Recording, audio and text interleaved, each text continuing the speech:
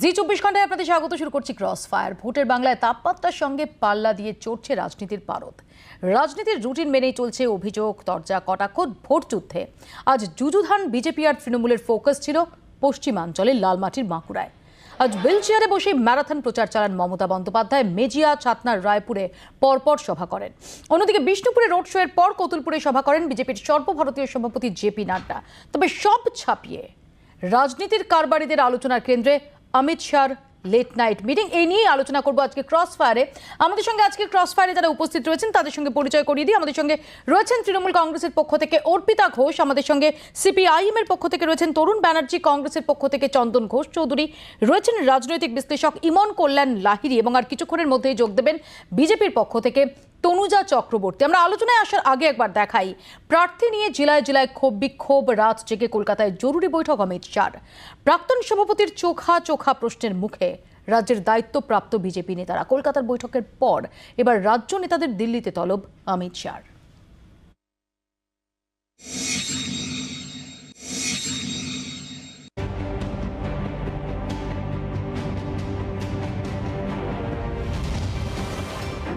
শুরুটা হয়েছিল রবিবার বিকালে। বিধানসভা ভোটের তৃতীয় ও চতুর্থ দফার প্রার্থী তালিকা ঘোষণা করতেই জেলায় জেলায় বিক্ষোভ দেখাতে শুরু করেন বিজেপির কর্মী সমর্থকরা। সেই আঁচ এসে পড়ে কলকাতায় দলের হেস্টিংস কার্যালয়েও। অমিত শাহের রাজ্য সফরের মাঝেই দিনভর চলে ক্ষোভ বিক্ষোভ, যা সামলাতে রীতিমতো হিমশিম খাচ্ছে রাজ্য বিজেপি। প্রার্থী ক্ষোভ নিয়ে চরম অস্বস্তিতেও পড়েছে পদ্ম শিবির। এই পরিস্থিতিতে ড্যামেজ কন্ট্রোলে নামতে হয়েছে খোদ অমিত শাহকে। সোমবার গুয়াহাটি থেকে দিল্লি যাওয়ার কথা ছিল শাহের, কিন্তু তিনি দিল্লি না গিয়ে কলকাতায় ফিরে আসেন। রাতে নিউ টাউনের হোটেলে গভীর রাত পর্যন্ত বৈঠক করেন। প্রার্থী ক্ষোভ নিয়ে রাজ্যের দায়িত্বপ্রাপ্ত নেতাদের সঙ্গে বৈঠক করেন। বৈঠকে ছিলেন জেপি নাড্ডা, কৈলাস বিজয়বর্গীয়, শিবপ্রকাশ, বিএল সন্তোষরা। বিজেপি সূত্রে খবর, বৈঠকে শাহের চোখা চোখা প্রশ্নের মুখে পড়তে হয় বিজেপি নেতাদের। দলের প্রাক্তন সর্বভারতীয় সভাপতি জানতে চান, প্রার্থী নিয়ে এত ক্ষোভ কেন? কিভাবে প্রার্থী বাছাই করা হলো? টিকিট দেওয়ার আগে কেন স্থানীয় নেতৃত্বের মতামত নেওয়া হয়নি? দলের কর্মী সমর্থকদের ক্ষোভ সামাল দেওয়া যাচ্ছে না কেন? সংগঠনের উপরে কি নিয়ন্ত্রণ নেই? বিজেপি সূত্রে খবর, অবিলম্বে ক্ষোভ বিক্ষোভ মিটিয়ে গোটা দলকে ময়দানে নামানোর জন্য কি করা দরকার তা নিয়েও কথা বলেন শাহ। কলকাতার বৈঠকের পর এবার অমিত শাহের ডাকে দিল্লিতে বিজেপি রাজ্য নেতারা। প্রার্থী তালিকা নিয়ে আলোচনা করতেই দিলীপ ঘোষকে দিল্লিতে তলব করা হয়েছে বলে বিজেপি সূত্রে খবর। ঈশানদেব চট্টোপাধ্যায়ের রিপোর্ট, জি 24 ঘন্টা। যদিও কেন্দ্রীয় স্বরাষ্ট্রমন্ত্রীর গতকাল রাতের এই বৈঠকে ষড়যন্ত্রের গন্ধ পাচ্ছেন তৃণমূল কংগ্রেস নেত্রী, তাই আজ মেজিয়ার সভায় মমতা বন্দ্যোপাধ্যায় অভিযোগ করেন কলকাতায় বসে চক্রান্ত করছেন স্বরাষ্ট্রমন্ত্রী। হোম মিনিস্টার কলকাতায় বসে চক্রান্ত করছেন। কোথায় কাকে গ্রেপ্তার করা হবে, কোথায় কাকে মারা হবে, কোথায় এজেন্সিকে দিয়ে কার পেছনে লাগানো হবে। ইন্ডাস্ট্রিয়ালিস্টদের ঘরে ঘরে রেড হচ্ছে। হোম সেক্রেটারি পর্যন্ত নোটিশ পাঠিয়েছে। এখন আমি ইলেকশন কমিশনকে দেখতে বলবো, ইলেকশনের সময় কেন গভর্নমেন্ট অফিসারদের হ্যারাস করা হচ্ছে, কেন পলিটিক্যাল লোকেদের হ্যারাস করা হচ্ছে। নন্দীগ্রামে যারা কৃষক আন্দোলন করেছিল তাদের বিরুদ্ধে এখন ওয়ারেন্ট পাঠানো হচ্ছে। আমি চলে আসবো অর্পিতা ঘোষের কাছে শুরুতেই। অর্পিতা দি, কেন ষড়যন্ত্রের গন্ধ পাচ্ছেন? অমিত শাহ, যিনি শুধুমাত্র কেন্দ্রীয় স্বরাষ্ট্রমন্ত্রী তো নন, তিনি বিজেপির অত্যন্ত শীর্ষস্থানীয় একজন নেতা, তিনি যদি তার দলের নেতাদের সঙ্গে গভীর রাতে বৈঠক করেন, তাতে ষড়যন্ত্রের ছাপ কোথায় দেখছেন?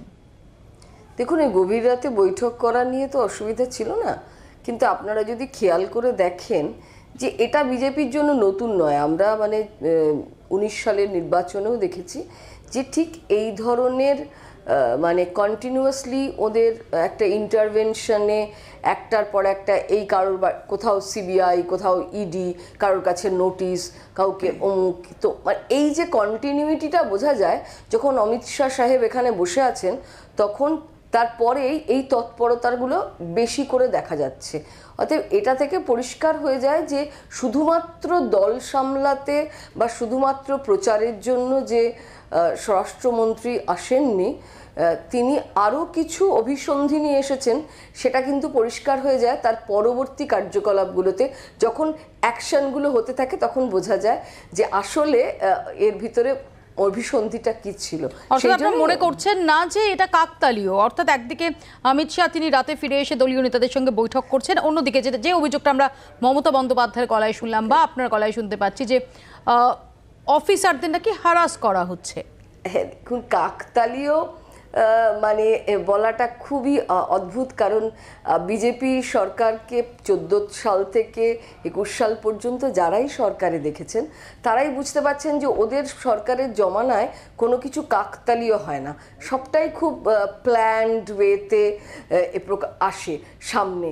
এটা যতই কাকতালীয় দেখানোর চেষ্টা করা হোক, এটা খুব অবভিয়াস যে এরকমটা হঠাৎ করে হতে পারে না। এবং আপনারা যদি কন্টিনিউয়াসলি কয়েকটা নির্বাচন লক্ষ্য করেন, 16, 19 এবং এবারে 21 এসছে, আপনারা যদি লক্ষ্য করেন তাহলে দেখবেন ওদের কার্যপদ্ধতি মোটামুটি মোরাললেস সেম। এই একই ধরনের কাজ ওরা প্রত্যেকবার নির্বাচনের সময় করে থাকেন এবং মানুষও এখন বুঝতে পেরে গেছেন যে এটা ওরা করবেন।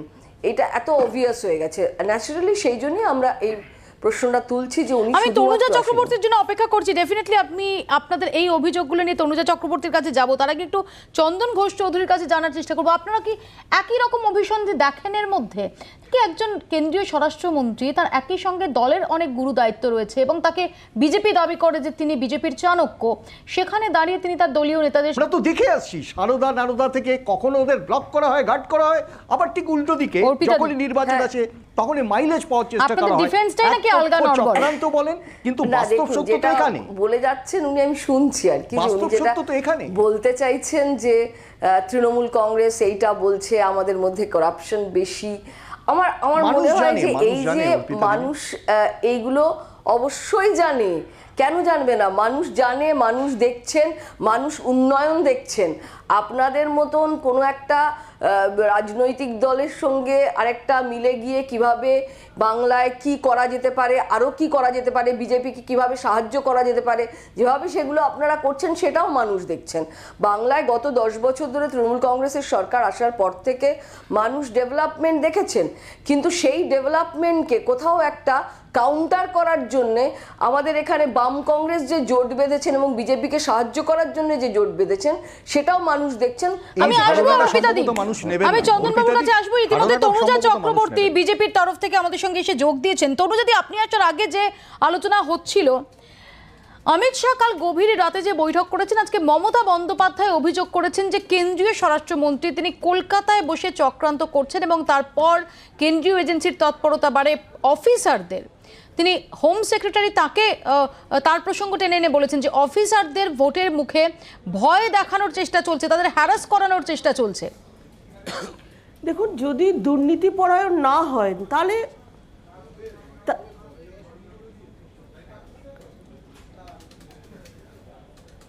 তুমি যদি শুনতে পাচ্ছেন? হ্যাঁ, আমি বলছি যদি অফিসাররা ওনার দুর্নীতি পরায়ণ না হন তাহলে ওনার ভয়ের তো কোনো জায়গা নেই এই বিষয়টা।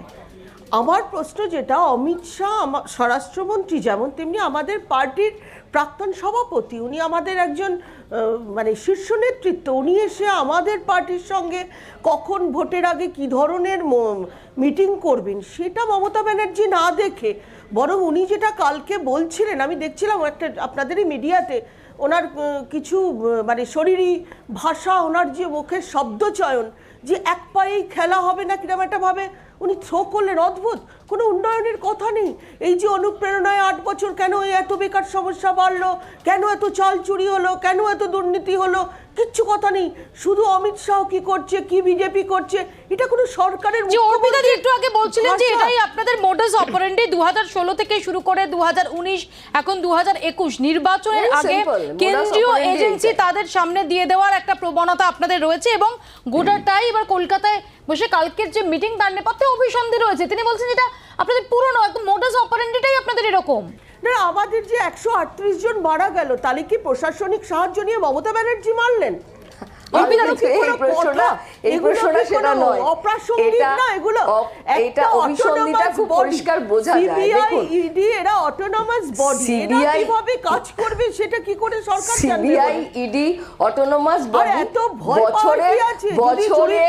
যদি চুরি 5 বছরে মনে পড়ে না, ঠিক বিফোর ইলেকশন মোডাস অপারেন্ডি এইটা স্বীকার করে নিলে আমার মনে হয় বেটার হবে। কারণ আপনাদের 5 বছরের সময় মনে থাকে না, ঠিক ইলেকশনের আগে, প্রত্যেকটা ইলেকশনের আগে, মানে মানুষ এত অবভিয়াস হয়ে গেছে পুরো ব্যাপারটা যে মানুষও এখন বুঝতে পারছেন যে এটাই হচ্ছে বিজেপির মোডাস অপারেন্ডি। আপনারা যদি দেখেন অন্য রাজ্যের নির্বাচনেও ঠিক সেম পদ্ধতি কিন্তু অবলম্বন করা হয়, মানে এটা একদম ভেরি ভেরি অবভিয়াস। না না, এটা আমি প্রথমে এটা স্বীকার অস্বীকারের প্রশ্নই না। ওনারা তো ভয় পাচ্ছেন কেন? কেউ কেউ জেলে গেছেন, বেলে আছেন, হতে পারে দুর্নীতি করেছেন, জড়িয়ে গেছেন। অমিত শাহ সাহেব এসে সভা করতে পারছেন না লোক নেই বলে, আমরা ভয় পাবো কেন? সেটা ঠিক আছে, সভা করতে পারছেন না লোক নেই বলে আমরা কেন ভয় পাবো? জেপি নাড্ডার মিটিং এ ভিড় নেই।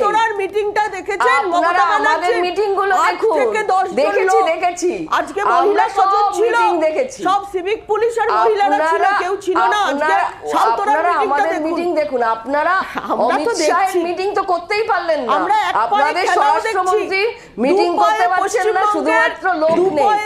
আপনাদের নাড্ডা সাহেব এসে ফিরে যাচ্ছে, রাজনাথ সিং এর মিটিং এ লোক নেই, রাজনাথ সিং এর মিটিং এ পর্যন্ত কোনো লোক নেই।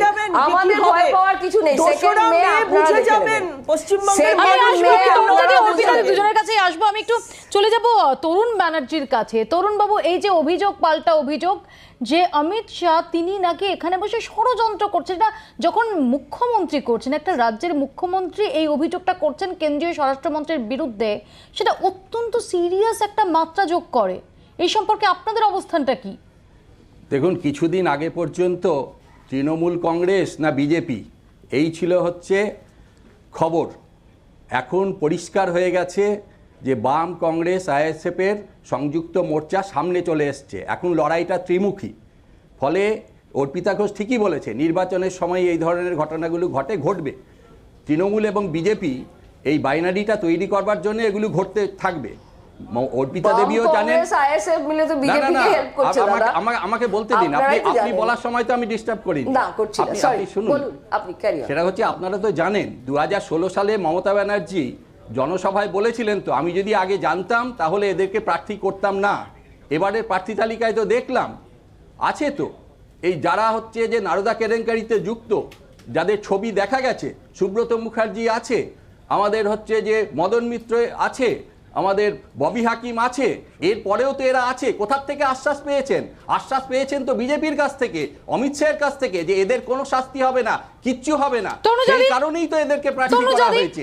আসলে আপনাদের মধ্যে পরিষ্কার একটু তরুণ বাবুর এই বক্তব্যের সঙ্গে একটু জাস্ট যোগ করি যে সত্যিই তো তরুণ বাবুরা যে প্রশ্ন তুলছেন যে যদি তাদের বিরুদ্ধে আপনাদের কোনো কিছু তদন্ত হোক, ইনিশিয়েট করতে হয় বা কিছু, তাহলে আরো এমন অনেকের নাম আসবে যারা এই মুহূর্তে আপনাদের দলে রয়েছেন। না না, আইন তো আইনের পথে চলবে। আমরা কখনো বলছি না আইনের পথে চলবে না। আমাদের পার্টিতে এসছেন এমন অনেক নেতৃত্ব কিন্তু চিঠি পেয়েছেন, তারাও নীতিমতন হাজিরাও দিচ্ছেন। যদি মনে করে আদালত বা আইন মনে হয় যে এনারা দোষী, তো তাদের শাস্তি হবে। আমি ইমন কল্যাণ লাহিড়ীর কাছে এই প্রশ্ন নিয়ে আসবো। ইমন বাবু, স্বরাষ্ট্রমন্ত্রী যিনি একটা দলের সভাপতিও ছিলেন এবং শীর্ষস্থানীয় প্রবীণ নেতা, তিনি তার দলের নেতাদের নিয়ে বৈঠক করছেন, সেখানে ষড়যন্ত্রের গন্ধ পাচ্ছে এ রাজ্যের শাসক পক্ষ এবং স্বয়ং মুখ্যমন্ত্রী তিনি অভিযোগ শানাচ্ছেন কেন্দ্রীয় স্বরাষ্ট্রমন্ত্রীর বিরুদ্ধে। এর সিরিয়াসনেস কতটা? আমি দুটো কথা বলতে চাই। প্রথম কথা, যদি কেউ মিটিং করতে চান, মিটিং করতেই পারেন, সেটা তার গণতান্ত্রিক অধিকার। তিনি কখন মিটিং করবেন, দুপুর 12টায় না রাত 12টায়, দুপুর 2টোয় না রাত 2টোয়, সেটা তার ব্যক্তিগত ব্যাপার। কিন্তু যারা বলছেন তারা কি যখন পরিবর্তন এসেছিল, পরিবর্তন চাইয়ের আবহাওয়ায় একের পর একজন বিদ্বজ্জনেদের নিয়ে পরিবর্তনের মাস্টার প্ল্যান তৈরি করে পশ্চিমবঙ্গে পরিবর্তন আনার প্রক্রিয়া করেননি? তারাও তো করেছিলেন। অর্থাৎ যারা বলছেন তাদের কাছে এখন ষড়যন্ত্র মনে হচ্ছে, কিন্তু তখনও যদি যারা বিরোধীরা বলতেন যেটা ষড়যন্ত্র, সেটা তাহলে তখনও ষড়যন্ত্র ছিল। আমার মনে হয় গণতান্ত্রিক দেশে কেউ যদি পর্যায়গতভাবে মিটিং করেন সেটা রাত 2টো আর দুপুর 2টোর মধ্যে কোনো পার্থক্য নেই। আমি আসবই মনবাবু আপনার কাছে। এই মুহূর্তে শ্রমিক ভট্টাচার্য বিজেপির নেতা, তিনি সাংবাদিকদের মুখোমুখি হয়েছেন, আমরা সরাসরি চলে যাব সেখানে।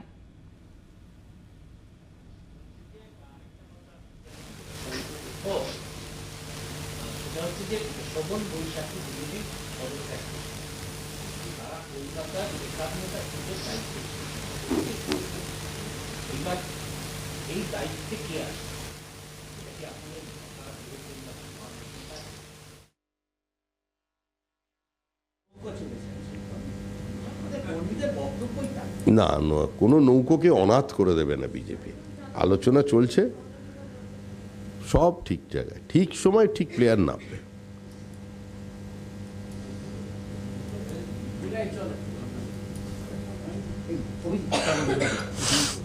ঠিক ঠিক। শ্রমিক ভট্টাচার্যের সাংবাদিক সম্মেলনে আমরা ছিলাম এতক্ষণ। না, ইমন বাবুর কাছে গিয়েছিলাম। আমি একটু এর পাশাপাশি দেখাবো যে আজকে জনসভা থেকেই মমতা বন্দ্যোপাধ্যায় তিনি চ্যালেঞ্জ ছুড়ে দিলেন যে এক পায়ে খেলা হবে। যদি বিজেপি ভেবে থাকেন যে আমার একটা পা ভেঙে দিয়ে আমি এক পায়ে খেলতে পারবো না, জানেন তো নিহত বাঘের থেকেও আহত বাঘ আরো ভয়ঙ্কর। আমি এমন খেলা খেলবো এক পায়ে, বুঝতে পারবেন। আমার মা বোনেদের দুটো পা, তাদের সাপোর্টে আমি খেলবো। আমার ছাত্র যৌবনের দুটো পা, তাদের সাপোর্টে আমি খেলবো। আমার কৃষক শ্রমিকের দুটো পা, তাদের সাপোর্টে আমি খেলবো। আর খেলাও হবে, জেতাও হবে। তনুজাদি, খেলা হবে, জেতাও হবে। মা বোনেদের দুটো পা, তাদের সাপোর্টে খেলবেন, জনগণের সাপোর্টে খেলবেন, মহিলাদের সাপোর্টে খেলবেন। মমতা বন্দ্যোপাধ্যায়ের সরাসরি চ্যালেঞ্জ বিজেপিকে। না না, উনি চ্যালেঞ্জ করতেই পারে, কেন উনি একজন একটা আহত পশুর সঙ্গে নিজের তুলনা করছেন। আমার কাছে খুব দুঃখজনক, কিন্তু পরিস্থিতিটা এরকমই। একটা অ্যাক্সিডেন্ট হলেন, উনি 3 বার 3 রকমের কথা বলছেন। প্রথম দিন বললেন চক্রান্ত, মানুষ ঠেলে দিয়েছে, দ্বিতীয় দিন বললেন কেউ ঠেলেনি। উনি বরং গাইডলাইন না মেনে গাড়িটার মধ্যে দাঁড়িয়েছিলেন। কেন ওনার ড্রাইভার বা সিকিউরিটি ওনাকে বলেননি এভাবে গাড়িটায় দাঁড়ানো উচিত নয়, আমরা জানি না। নির্বাচন কমিশন তার অ্যাকশন নিয়েছেন, সিকিউরিটি ডিরেক্টর এবং ডেপুটি ডিরেক্টরকে, মানে ডিএম এবং এসপিকে সাসপেন্ড করেছেন। সব কিছুর পরও ওনার আবার রাগ হয়েছে, আজকে আবার বলছে ওনার পা ভেঙে দেওয়া হয়েছে। এই বিষয়টা আমরা কেন মেডিকেল বুলেটিনটা পাচ্ছি না? সত্যি আমরা ভীষণভাবে চাইছি যে পুরো সিরিয়ালি রাজ্যের মুখ্যমন্ত্রী তার একটা চিকিৎসা হয়েছে, এবং সত্যি যদি এই অভিযোগ হয় যে মমতা বন্দ্যোপাধ্যায় ষড়যন্ত্রের শিকার, তাহলে সেটা তো অত্যন্ত গুরুতর। তাহলে তার মেডিকেল রিলেটেড যে বিষয়গুলো, সেগুলো সামনে আনা হচ্ছে না কেন? আলোচনা হয়েছে এবং সেটা রিলেটেড কথাও হয়েছে, যেটা তনুজা বললেন আর কি, যে 3 বার 3 রকম কথা বলছেন। এটা বোধহয় সঠিক বলা নয়, ওর বলার ক্ষেত্রে কিছু কিঞ্চিত ভ্রান্তি বা বিভ্রান্তি তৈরি করার চেষ্টা করছেন। আমাকে একটু বলতে দিন, আমি আপনার কথার মাঝখানে বলিনি প্লিজ। হ্যাঁ, তো বিভ্রান্তি হচ্ছে কোথাও একটা। কিন্তু আমার যেটা মনে হয়, যেটা খুব পরিষ্কার, যে যখন নাড্ডা সাহেবের ওখানে একটা ভাঙচুর হয়েছিল, সঙ্গে সঙ্গে উইদিন 24 আওয়ার্স অ্যাকশন নেওয়া হয়েছিল। এখানে অনেক রকম কথাবার্তা হলো, যখন চাপ সৃষ্টি হলো, যখন বোঝা গেল যে মানুষ চাপ তৈরি করছেন যে কেন এরকম নিরাপত্তা ব্যবস্থা, ইলেকশন কমিশনের আন্ডারে নিরাপত্তা ব্যবস্থা চলে গেছে গোটা রাজ্যের এই মুহূর্তে, ডিজিপি থেকে যাই বলুন সমস্তটা, পুরো জিনিসটা ইলেকশন কমিশনের আন্ডারে। দুম করে সেখানে এইরকম ঘটনা ঘটলে তখন বলে দেওয়া হচ্ছে না এটা রাজ্য কেন দেখেনি, কেন এটা ইলেকশন কমিশন দেখবে না। তাহলে এই যে ডিফারেন্সিয়েশন করা হলো, যদি পুলিশ প্রশাসন তো সেই পুলিশ প্রশাসন তো এই সময় নির্বাচন কমিশনের আয়ত্তে।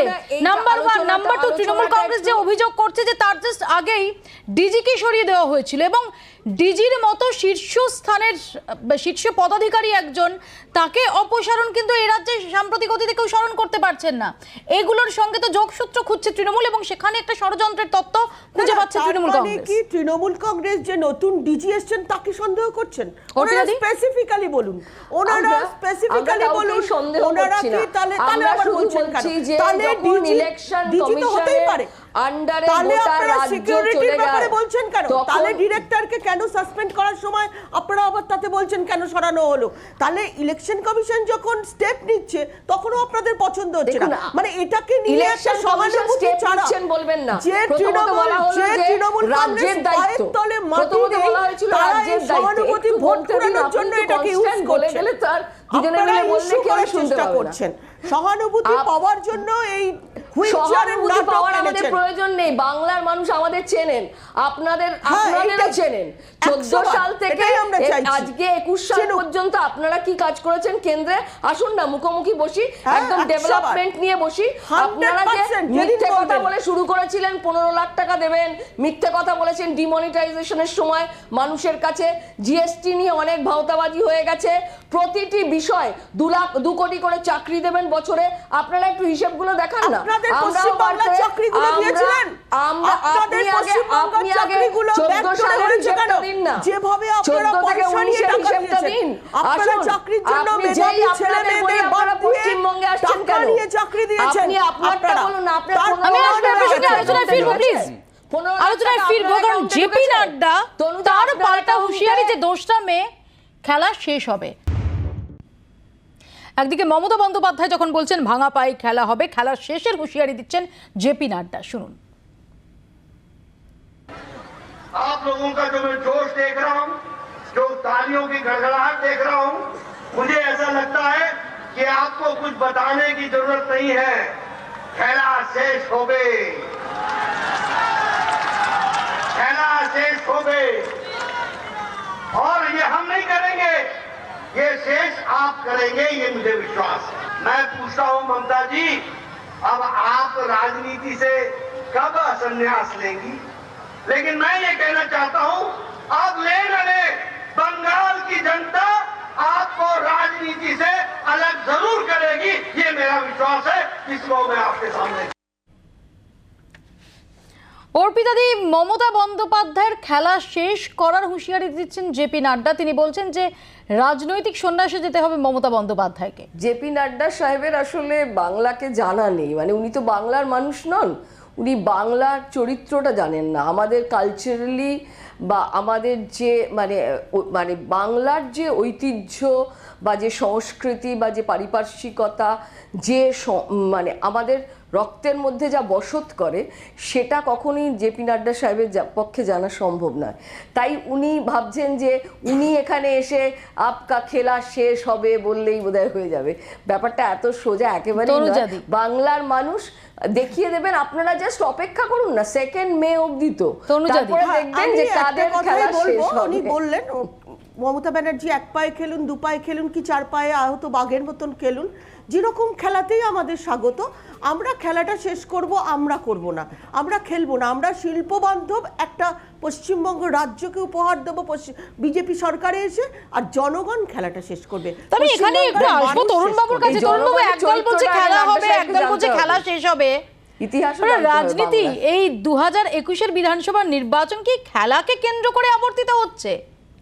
না দেখুন, তৃণমূল কংগ্রেস যে খুব চাপে আছে সেটা বোঝাই যাচ্ছে, কারণ তার সর্বোচ্চ নেত্রী প্রথম দিন বললেন আমাকে 4-5 জন মিলে আক্রমণ করেছে, পরের দিনই তিনি বললেন না, গাড়ির দরজায় ধাক্কায় আমার পায়ে লেগেছে। ফলে চাপে যে তৃণমূল আছে সেটা বোঝাই যাচ্ছে, কিন্তু সেটা বিজেপির চাপ না, বাম, কংগ্রেস, আইএসএফের যে সংযুক্ত মোর্চা তার চাপ। কারণ এই সময়কালে পশ্চিমবাংলার মানুষ দেখেছে যে একটা দল বিজেপি, তারা কেন্দ্রের সরকারে আছে, তারা দেশের সম্পদকে বিক্রি করছে। দুটো পয়েন্ট, এক হচ্ছে মমতা বন্দ্যোপাধ্যায় চাপে আছেন, দুই হচ্ছে চাপে যে আছে সেটা বিজেপির চাপে না, সেটা বাম, কংগ্রেস, আইএসএফ এর জন্য। প্রথম পয়েন্টটা নিয়ে একটু অর্পিতাদের কাছে যাই। অর্পিতাদের প্রথম নিউজ পয়েন্ট হচ্ছে তরুণ ব্যানার্জির বক্তব্যে যে মমতা ব্যানার্জি চাপে আছেন। মানুষ এটা দেখেছে। সবচেয়ে হাস্যকর হচ্ছে যে সেটা বাম কংগ্রেসের চাপে আছেন মমতা ব্যানার্জি। মানে উনি যদি বলতেন যে বিজেপির চাপে আছে তাহলে আপনি মেনে নিতেন? আমরা কোনো চাপে নেই, আমরা আমরা জানি যে 2 মে কি রেজাল্ট হতে যাচ্ছে, বাংলার মানুষ দাঁড়িয়ে পড়েছে।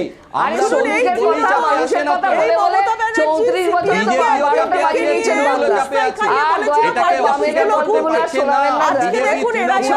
বছর করতে পারছে না।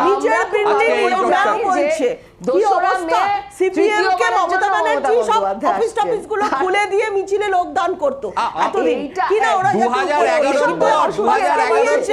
এখন নিজেরাই খুব বিপাকে পড়েছে।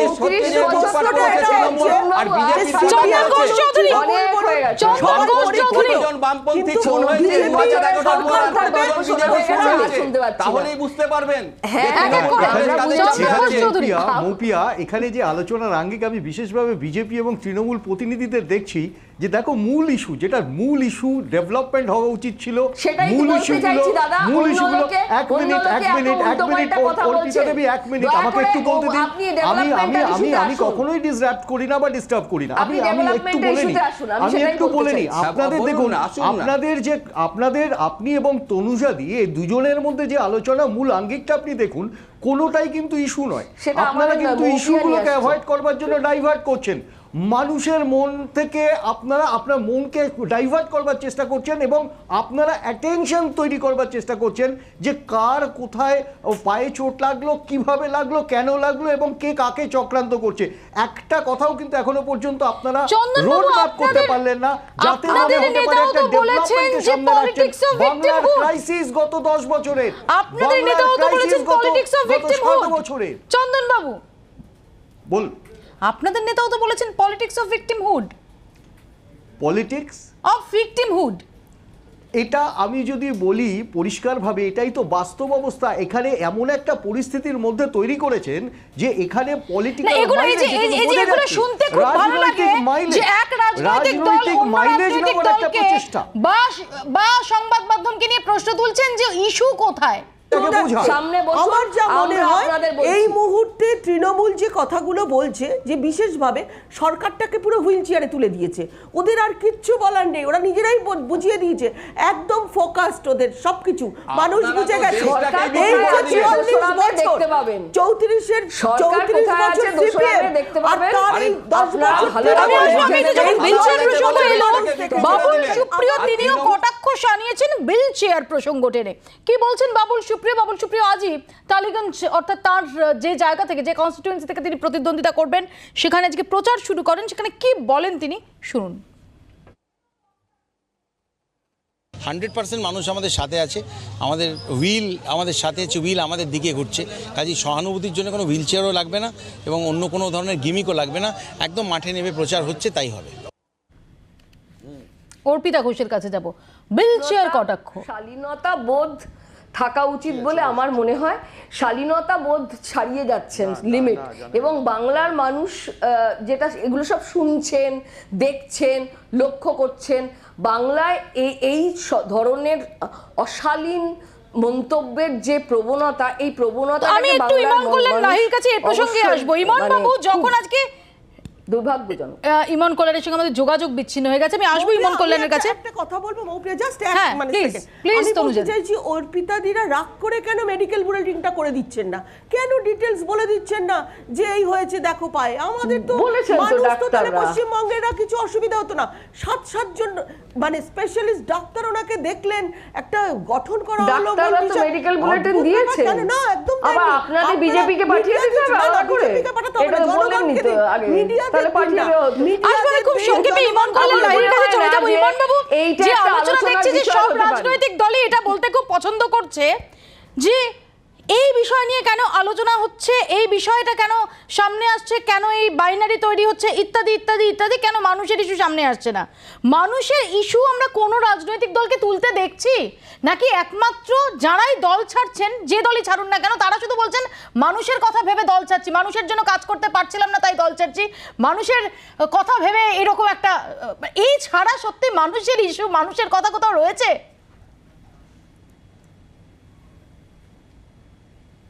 মৌপিয়া, আমি এতদিন ধরে রাষ্ট্রবিজ্ঞান পড়িয়ে এরকম একটা ইলেকশন কখনো দেখিনি। এতদিন মনে হচ্ছিল যে বোধহয় সিনেমা হবে, এত তারকার মেলা। এখন দেখছি এটা খেলা হবে, কিন্তু খেলার একজন সালিম দুলানি দরকার, একজন সুনীল গাভাস্কার দরকার, নিদেন পক্ষে একজন দোলা রায় দরকার, আমি তো কাউকেই দেখছি না, কেন এই এজেন্ডাগুলো যেগুলো চাকরিহীনতা, এসএসসি, কলেজ সার্ভিস কমিশন, ঘুষ, করাপশন, এই এজেন্ডাগুলো কিন্তু সামনে আসছে না। আমরা প্রত্যেকেই কিন্তু কোনো না কোনোভাবে সরকারের দ্বারা প্রতারিত হয়েছি। 10 বছর আগে একটা নিয়মিত ভাবে স্কুল সার্ভিস কমিশন হতো, এটা সিনেমা না খেলা, সেটা কি মানুষকে বোঝানোর দায়িত্ব রাজনৈতিক দলগুলোর? না না, সব রাজনৈতিক দলকে একসঙ্গে গুলিয়ে দিলে তো মুশকিল। নাকি নির্দিষ্ট এজেন্ডা নিয়ে মানুষের বামপন্থীরা তো চিরদিন হচ্ছে যে মানুষের জন্য দায়িত্ব পালন করে এলো, ইস্যুগুলোকে তুলে ধরে। আমি একটু যদি আপনাদের আসবো প্লিজ, একটা ছোট্ট বিরতিতে যাওয়ার সময় হয়েছে। বিরতিতে যাওয়ার আগে শুধু আপনাদের দেখাবো মন্ডল কমিশনের সুপারিশ মেনে তৃণমূলের ইশতেহারে মাহিষ্য, তিলির মতো 9টি জাতিকে ওবিসি স্বীকৃতি দেওয়ার যে প্রতিশ্রুতি দেওয়া হবে বলা হয়েছে, তার পাল্টা কতুলপুরের সভা থেকে জেপি নাড্ডা দাবি করলেন যে তৃণমূলের আমলে ওবিসিদের জন্য কিছুই হয়নি, ক্ষমতায় এসে মন্ডল কমিশনের সুপারিশ বাস্তবায়িত করবে বিজেপি। अपने वोट के बैंक की तुष्टीकरण की राजनीति में ममता जी ने हमारे हिंदू धर्म के अन्य पिछड़ा वर्ग की जातियां जैसे महिष्य, जैसे तीली आदि का आरक्षण का अधिकार से उनको वंचित रखा कि नहीं रखा? महिषी और तीली को वंचित रखा कि नहीं रखा? अब हमारी सरकार आएगी, आयोग बैठाएंगे और आयोग बैठा करके मंडल कमीशन में जो जातियां लिखी हैं उनको सम्मान दे करके इन लोगों के लिए भी हम प्रयास करेंगे कि इनको भी मुख्य धारा में जोड़ा जाए। इस तरीके का हम काम करेंगे। তনুজাতির কাছে আসবো। তনুজাতি, যেটা তৃণমূল কংগ্রেসের ইশতেহারে থাকছে যে মাহিষ্য, তিলির মতো 9টি জাতিকে ওবিসি স্বীকৃতি দেওয়ার প্রতিশ্রুতি দেওয়া হবে। না, তাহলে এই 10 বছর কি করলো? দেখুন, এই যে প্রতিশ্রুতির জ্বর 10টা বছর ধরে কি করলো এই মানুষগুলো? কিছু বলতে চান? আমি আরেকটা কথা বলবো, এই যে আজকে হুইল চেয়ারের চাপে যেটা চাপা পড়ে গেল, অক্সিলিয়ারি যে ফায়ার ওয়ার্কারদের ব্যাপারটা, যে যারা মারা গেল, তাদের সিস্টেমটা ভেবেছেন? 22 দিনের কাজ করতো, মাত্র মানে 290 টাকা পার ডে, এবং 90 দিন অন্তর তাদের নতুন করে অ্যাপয়েন্টমেন্ট দেওয়া হতো। তার কারণ হচ্ছে তাদের ক্যাজুয়ালও নয় তারা। অর্থাৎ এরকম 3000 কর্মী আছে, প্রত্যেকটা সেক্টরে এইরকম কন্ট্রাকচুয়াল সমস্ত কর্মীদের আজকে এইভাবে ভরে গেছে পশ্চিমবঙ্গে। আজকে কেউ আদিগঙ্গায় দাঁড়িয়ে অনশন করছে, কেউ রাস্তার উপরে দাঁড়িয়ে রয়েছে। আজকে এই সরকারটা কি করবে বলুন তো? বেঁচে দিচ্ছেন তারা এখানে দাঁড়িয়ে বড় বড় কথা বলছেন, সরকারি সংস্থা তো বেঁচে দিচ্ছে। আরে আপনারা কি করেছেন বলুন? ফায়ার ব্রিগেডের এই অবস্থা কেন? ব্যাংকগুলো থেকে এত এনপিএ হয়ে গেছে যে ব্যাংকগুলোকে মার্চ করতে বাধ্য হচ্ছেন আপনারা। পোশাক নেই, আপনারা আজকে এয়ার ইন্ডিয়া বেঁচে দিচ্ছেন, রেল বেঁচে দেবেন, অলরেডি এলআইসি বেঁচে দিচ্ছেন। মানুষের কাছে বলার তো আপনাদের যোগ্যতা নেই, কারণ আপনারা পুলিশ থেকে শুরু করে ফায়ার ব্রিগেড সরকারি সংস্থাগুলোকে বেঁচে দিচ্ছেন। আর আপনাদের এই সব কথা আমাদের মুখে মানায় না। তরুণবাবু কিছু বলতে চান? ওনাদের এই দৈরথটা না থামলে তো বলা যাচ্ছে না। জিডিপি একটু একটু বলার সুযোগ পাবো। আরে 1 বছর করোনা বলুন তরুণবাবু, আপনাকে তো বলতে বলছি। জিডিপি তো আপনারা প্রথম কথা হচ্ছে এই যে 10 বছর পর মমতা ব্যানার্জির তফসিলি জাতি উপজাতিদের কথা মনে পড়ছে। আসলে উনি গরিব মানুষের জন্য কিছু করবেন না। বামফ্রন্ট সরকারের শেষ সময়ে বামফ্রন্ট সরকার রঙ্গনাথ মিশ্র কমিশনের সুপারিশ মেনে মুসলিমদের মধ্যে যারা ওবিসি তাদের জন্য সংরক্ষণের ব্যবস্থা করেছিলেন চাকরিতে। বলছি আর মমতা ব্যানার্জি কি করলেন? মমতা ব্যানার্জি এসে সেই প্রকল্পটাকে বাতিল করে দিলেন, দিয়ে উনি ইমামদের জন্য ভাতা চালু করলেন। আসলে গরিব হিন্দু, গরিব মুসলমান কারুর জন্যই মমতা ব্যানার্জি কখনো হচ্ছে যে ভাবেননি। আজকে সেই কারণেই আর তাকে নতুন করে 10 বছর পর আসতে হচ্ছে।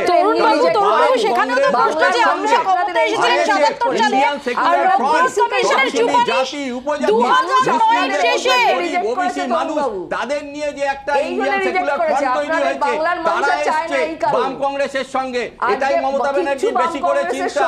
তাই 10 বছর পর তার তফসিলি জাতি উপজাতিদের কথা মনে হচ্ছে। নির্বাচনেই দেখতে পাবেন বাম কংগ্রেসের খাতে কি যাচ্ছে। তৃণমূল কিছু করেনি ওবিসিদের জন্য, ক্ষমতায় এলে মন্ডল কমিশনের সুপারিশ বাস্তবায়িত করবে বিজেপি। একটু শুনে নিন, অর্পিতা দেবী হাইপার অ্যাক্ট হয়ে যাচ্ছে। ইলেকশনের পরে কি হবে? ইলেকশনের পরে যদি কিছু হয় তাহলে আপনারা ভাবুন, ইলেকশনের পরে যদি কিছু হয় তাহলে তরুণজাতিরা ভাবুন, আপনারা ভাবুন। কারণ কেন্দ্রের থেকে রাজ্য প্রত্যেকটা জায়গাতে 10 বছর রাজ্য বঞ্চিত, প্রতিটা জায়গাতে আপনি দেখুন, আপনি শুধু একটি দুটি এক্সাম্পল না, কোন রাজত্বে আপনারা পশ্চিমবঙ্গকে নিয়ে গেছেন, এটা হচ্ছে এক। আর কেন্দ্রীয় ক্ষেত্রে বঞ্চনা, সারা ভারতবর্ষে বঞ্চিত, এই বঞ্চনার জায়গাটা কিভাবে উল্লেখ করবেন আপনারা একে অপরের বিরুদ্ধে প্রচার করবেন, ঠিক আছে করুন, কিন্তু প্রশ্নটা এটা নয় যে আপনারা বারবার, আমি যেটা বলতে চাইছি, ডাইভার্ট করে দেবেন। আজকে সিন্ডিকেট রাজের জবাব কে দেবে? সিন্ডিকেট রাজের জবাব কে দেবে? রাজ্যের শিক্ষা, স্বাস্থ্য, অরাজক অবস্থার জবাব কে দেবে? আজকে কেন্দ্রের ক্ষেত্রে এই যে ব্যাপক বেকারি সমস্যা, আপনারা বেকারি সমস্যা পশ্চিমবাংলায় দূর করবেন। আমাদের এখানেই শেষ করতে হবে। অর্পিতাজি, তনুজাদি, চন্দনবাবু এবং তরুণবাবু, আপনাদের অনেক ধন্যবাদ। খেলা হবে বনাম খেলা শেষ হবে, ষড়যন্ত্র তত্ত্ব বনাম হুইলচেয়ার কটাক্ষ, এই নিয়ে যে তরজা চলছে, সাধারণ মানুষের যে ইস্যুগুলো, সেগুলো সত্যিই এবার নির্বাচনে ফোরফ্রন্টে কোথায়? সেখানে দাঁড়িয়ে প্রশ্ন উঠছে যে রাজনৈতিক দলগুলোকে এটা বুঝবে যে পলিটিক্যাল ন্যারেটিভ তারা সেট করছে, সেটাকে আরেকবার একটু ভাবা দরকার, এবং সাধারণ মানুষের রুটি কাপড়া মকানের যে প্রসঙ্গ, সেই এবং স্বাচ্ছন্দ্যের প্রসঙ্গ, পরিষেবার প্রসঙ্গ, সেগুলো কি সত্যি প্রায়োরিটির তালিকায়, বিভিন্ন রাজনৈতিক দলের প্রায়োরিটি তালিকায় সেগুলো ওপরের দিকে রয়েছে? অন্তত দৈনন্দিন যে তরজা দেখা যাচ্ছে তাতে কিন্তু তার ইঙ্গিত মিলছে না। আপাতত ক্রসফায়ার এখানেই শেষ করছি। দেখতে থাকুন জি 24 ঘন্টা।